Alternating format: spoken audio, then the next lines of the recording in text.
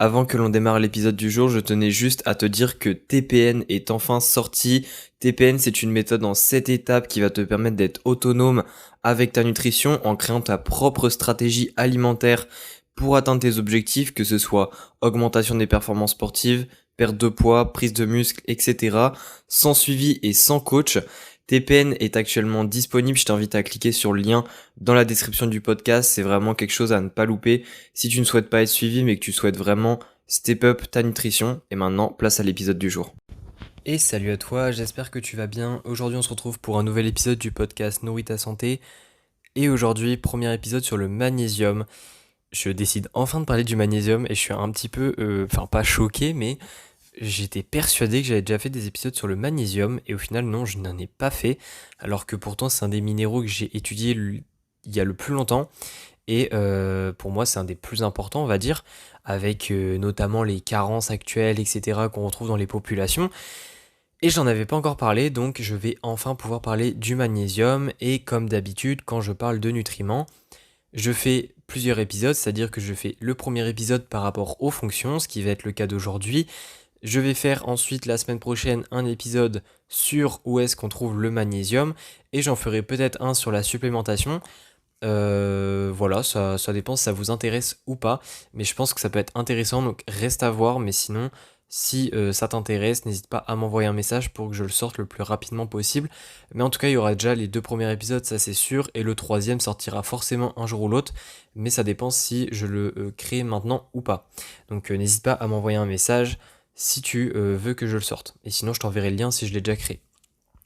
Donc le magnésium, il a beaucoup de rôles dans le corps, et le premier rôle dont on va parler, on va directement commencer, c'est un rôle de cofacteur. Alors le rôle de cofacteur, au final, on pourrait dire que c'est un petit peu un rôle qui va lui-même qui va lui-même contenir plusieurs rôles.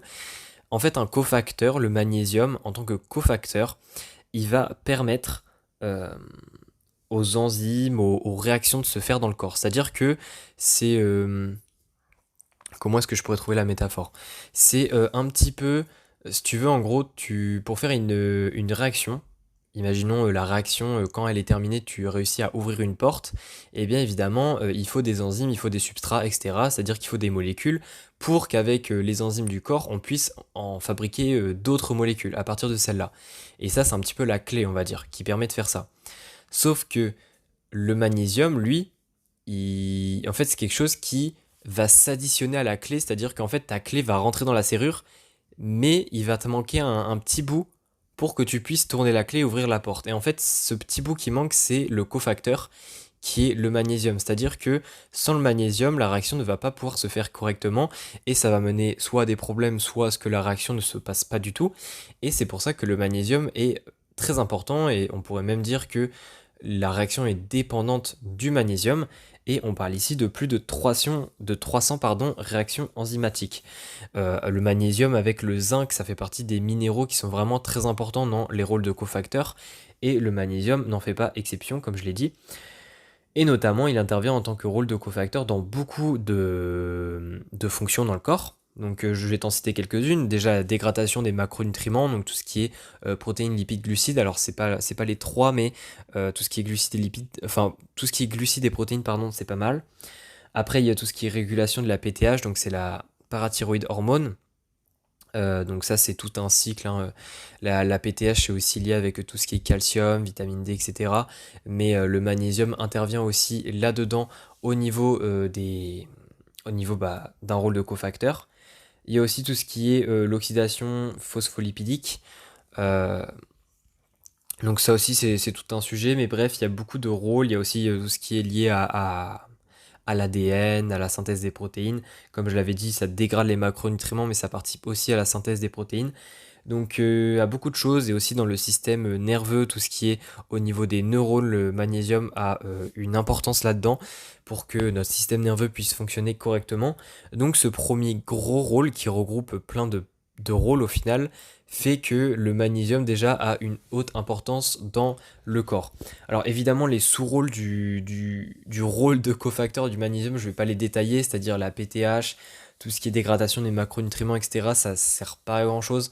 Je pense que ça te suffit largement de savoir juste que le magnésium a une importance pour dégrader tel macronutriment, a un lien avec telle hormone. Ça te suffit à savoir que si tu n'as pas assez de magnésium, dans tous les cas, tu n'aura pas une fonction optimale au niveau de ces différents facteurs-là que je viens de t'expliquer.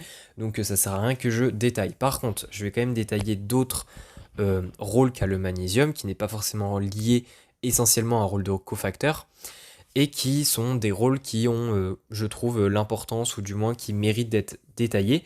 Et le premier rôle, c'est un petit peu un rôle lié aux os, puisque le magnésium permet de proliférer, donc c'est-à-dire de multiplier les ostéoblastes.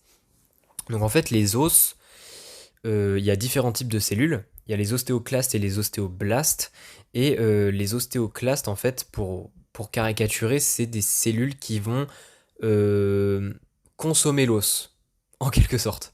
Alors je caricature de ouf, mais en gros, les ostéoclastes, si on a trop d'ostéoclastes de stimulés par rapport aux ostéoblastes, eh bien les ostéoclastes vont diminuer notre densité osseuse. Et c'est notamment, pardon, justement quelque chose qui arrive quand on prend de l'âge, et c'est pour ça que certaines personnes, quand elles vieillissent, ça perd de la densité osseuse et que le risque de fracture augmente. C'est un des mécanismes qui explique cela.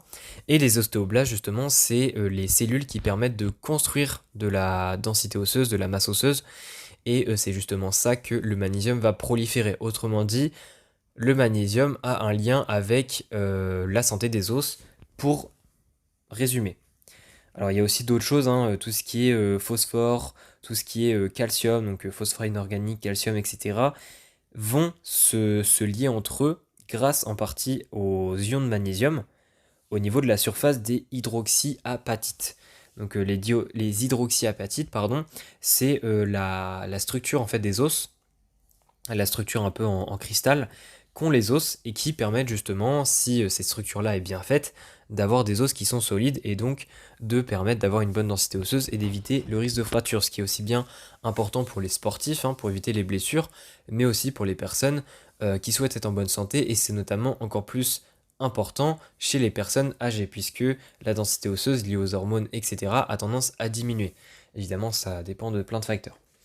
Donc ça, c'est vraiment le premier rôle que je détaille, donc c'est vraiment lié aux os, et c'est justement quelque chose qu'on ne sait pas forcément, puisque les os, on parle souvent du calcium mais pas beaucoup du magnésium, et pourtant le magnésium a aussi son importance. Au niveau des autres rôles, alors il y a un rôle aussi au niveau du cœur, tout ce qui est lié à la vasodilatation, euh, et tout ce qui est rôle aussi anti-inflammatoire du magnésium, puisque le magnésium a un lien justement avec, donc déjà avec le cerveau, et le cerveau évidemment est aux commandes de tout ce qui est la vasodilatation et autres. Alors évidemment le cœur a aussi un rôle là-dedans, mais notre système nerveux, c'est quelque chose qui commande tout ce qu'on fait, tout ce que notre corps fait, et qu'on le veuille ou non, hein, c'est-à-dire que le cerveau commande aussi bien volontairement qu'involontairement, et c'est quelque chose que le magnésium, il intervient dans tous ces processus-là, et donc il intervient en fait au niveau du cœur. Donc ça déjà c'est une première chose. Mais ensuite le magnésium, il joue un rôle aussi pour éviter la calcification au niveau des la calcification vasculaire, je dirais, parce que il y a chez certaines personnes, en fait, on peut, euh, si ça se calcifie au niveau des conduits sanguins, etc., ça peut causer des problèmes de cœur à long terme. Donc tout ce qui est maladie cardiovasculaire, tout simplement. Et le magnésium a un rôle là-dedans. Pourquoi? Parce que le magnésium, généralement, il est lié, donc comme je l'ai dit, à la vasodilatation. Et la vasoconstriction, justement, donc l'inverse, c'est-à-dire quand les vaisseaux rétrécissent en taille, ce qui est quelque chose qui se fait notamment au niveau du sport, mais ça c'est normal, c'est pour améliorer l'apport sanguin et autres, l'apport en sang et autres. Mais quand c'est quelque chose qui se fait de manière chronique, et c'est notamment possible chez les personnes stressées, eh bien c'est quelque chose qui peut mener à des problèmes cardiovasculaires à long terme. Et c'est notamment cet aspect un petit peu vasodilatoire, je ne sais pas si ça se dit, que le magnésium a, qui est intéressant, et c'est notamment aussi pourquoi certaines personnes disent que prendre des suppléments en magnésium aide à lutter contre le stress. C'est en partie grâce à ça, c'est pas que ça, hein, parce que le magnésium, comme je l'ai dit, a aussi un système a aussi un rôle, pardon, dans le système nerveux qui est évidemment lié totalement au stress, mais au niveau du cœur en tant que tel, ça a aussi un rôle lié à cet aspect au niveau des vaisseaux sanguins en fait tout simplement, et ça peut lutter contre les effets du stress. Mais évidemment c'est pas quelque chose de magique, hein, mais ce sont des effets qui sont effectivement possibles et qui interviennent généralement. Donc il y a d'autres détails que je pourrais dire au niveau du cœur, mais l'idée c'est pas d'y passer 50 ans, c'est juste de t'expliquer un petit peu et de te sensibiliser au fait que le magnésium effectivement a un rôle au niveau du cœur. Donc ça, c'était le deuxième rôle. Ensuite, il y a un troisième rôle, c'est lié à tout ce qui est inflammation et le système immunitaire, donc les deux sont très liés. Eh bien, il a été montré déjà que un manque de magnésium activait ce qu'on appelle le facteur NF-κB. En fait, le facteur NF-κB, quand il est trop stimulé dans le corps, ça indique généralement qu'il y a une inflammation ou qu'il va y avoir une inflammation. Enfin bref, c'est mauvais signe généralement. Enfin, en fait, c'est quelque chose qui est important dans le corps, hein, il faut que ça fonctionne correctement. Mais si c'est trop stimulé de manière chronique, encore une fois, comme d'habitude, l'excès, c'est pas bon. Donc ça, déjà, c'est une première trouvaille, on va dire.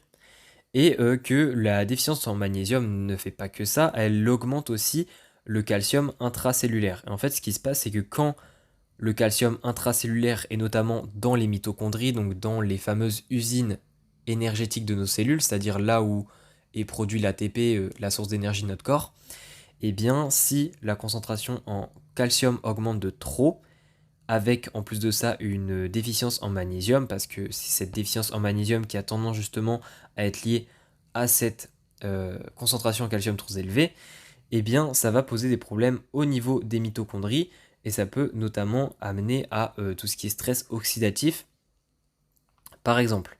Donc tout ce qui est peroxydation, etc. au niveau des mitochondries, et ça va causer des problèmes de fonction de la mitochondrie, et donc ça peut tout simplement amener soit à des inflammations, soit amener à des cellules qui fonctionnent moins bien, et donc à, on va dire, soit un système immunitaire qui doit plus travailler, soit carrément, selon les cellules dont on parle, à un système immunitaire qui sera moins efficace, parce que évidemment, le système immunitaire et les cellules du système immunitaire, c'est-à-dire les lymphocytes, les neutrophiles, etc., sont des cellules, et si leurs mitochondries sont aussi impactées comme ça va évidemment impacter sur leurs fonctions qu'elles ont dans le système immunitaire.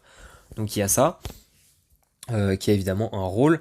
Alors il y a d'autres rôles dont je pourrais parler, mais pour un petit peu résumer au niveau de cet aspect-là, on pourrait dire que le magnésium a un lien avec tout ce qui est stress oxydatif au niveau des cellules, et donc au niveau du système immunitaire, puisque le système immunitaire a tendance à devoir lutter contre ces ROS, donc ces Reactive Oxygen Species, donc c'est tout ce qui est ce stress oxydatif, et que s'il y a trop d'inflammation, hein, comme je l'ai dit, lié au NF-κB, lié à trop de calcium intracellulaire, etc., ça va faire qu'il y a trop d'inflammation pour que le système immunitaire, qui est peut-être lui-même aussi déficient, puisse gérer tout ça, et donc assurer que l'inflammation ne se propage pas ou ne devienne pas une inflammation chronique. Donc ça, c'était l'autre rôle. Et puis le dernier rôle que je vais aussi détailler par rapport au magnésium qui est important, c'est le rôle au niveau des muscles. Et le magnésium, en fait, il est en compétition avec le calcium pour justement se lier à un site d'une protéine qui est la troponine, troponine C plus exactement, et qui est en fait, qui intervient dans le processus de contraction musculaire. Et il faut savoir que le calcium s'attache à cette protéine-là pour justement assurer une contraction musculaire, mais que le magnésium, lui, le fait pour justement permettre une décontraction musculaire, ou du moins un relâchement musculaire plus exactement. Et le fait d'être en déficience de magnésium peut être notamment lié au fait qu'on a les muscles plus tendus, on a tendance à être moins relâché au niveau des muscles. Alors évidemment là c'est très théorique, hein, en pratique c'est pas comme ça, c'est-à-dire que dès que tu manques de magnésium tu peux pas tout de suite dire que tu as les muscles tendus, ça dépend de plein de choses, mais en tout cas d'un point de vue théorique c'est ce qui se passe, c'est un petit peu les rôles qu'ont chaque minéraux par rapport à ça. Et donc, le fait en fait que alors de manière théorique encore une fois, hein, c'est pas quelque chose qui s'applique forcément à la pratique, ça dépend du contexte dont on parle, etc. Mais le magnésium, si évidemment il n'est pas, euh, il ne se fixe pas à la protéine en question et que le muscle ne se relâche pas correctement, la contraction ne va pas pouvoir se faire correctement. C'est assez logique au final. puisque, puisqu'en fait ça va augmenter l'état de repos. Euh, Enfin, du moins, en fait, comment dire? C'est-à-dire que la contraction musculaire est liée à ces transitions en fait de contraction, relâchement. Et en fait, si tu as déjà un muscle qui est tendu, la contraction ne va pas avoir autant d'amplitude en quelque sorte. C'est comme ça qu'on pourrait le dire. Et donc, ça peut avoir un impact sur tes performances. Évidemment, ça reste très théorique, mais c'est quelque chose qui peut peut-être, selon certaines situations, avoir un impact. Évidemment, ça dépend de à quel point tu manques de magnésium, ça dépend de plein de choses, mais c'est quelque chose qu'on peut potentiellement considérer. À savoir que, comme je l'ai dit, le magnésium intervient dans la dégradation des macronutriments et notamment dans la glycolyse, qui est quelque chose qui se fait aussi dans les muscles. Et donc, le magnésium a aussi du coup un rôle de cofacteur au niveau des muscles par rapport à la glycolyse, ce qui est important pour l'apport énergétique au niveau des muscles et donc pour la contraction musculaire. Donc, c'est aussi quelque chose qui est à prendre en compte. Euh, donc, voilà un petit peu ce que je voulais dire par rapport au magnésium et de ses fonctions. Alors, j'aurais pu rentrer plus dans le détail, mais je pense que c'est pas forcément très intéressant. Après, s'il y a vraiment, tu penses, un rôle qui peut être très intéressant de détailler en profondeur dans un épisode dédié, n'hésite pas à me le dire, je pourrais potentiellement le faire. Ça reste à voir. Mais sinon, si l'épisode t'a plu, n'hésite pas à m'envoyer un message, à laisser une note, peu importe, à me le faire savoir. Et on se retrouve pour le deuxième épisode où on va parler des sources de magnésium. Et encore une fois, si tu veux un épisode 3 sur la supplémentation, n'hésite pas aussi à me le dire par message. Et on se dit à la prochaine.